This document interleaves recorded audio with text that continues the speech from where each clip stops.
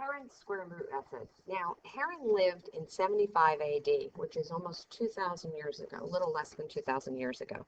And he came up with this way to find the square root of a number without using a calculator, of course, because they didn't have them. So what you do to find the square root of a number is you find the approximate square root of the number. So I'm looking here at these rules. It's the approximate square root. So here we're going to use the example that they've got here, 8.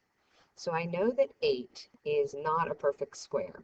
And so if I think of my perfect squares, which are 1, 4, 9, and 16, I see that 8 lies between 4 and 9. And it's closest to 9, so the closest square root, 8, would be about 3. So I'm going to use that 3. And this is Heron's formula. Heron said 1/2 times the quantity, whatever your approximation is, which in this case is 3, plus the original number, which in this case was 8, divided by the approximate answer, would give you your square root. So if I do the math on this, I come up with 17/6, and when I divide that, that's 2.83.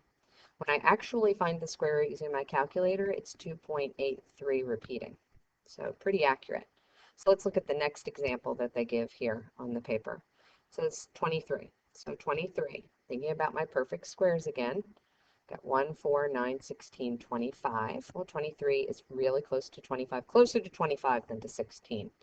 So I'm going to use 5. So remember, it's 1/2 times the quantity. Take that approximate square root, which is 5, add it to the number divided by that approximate square root, so that's a 23.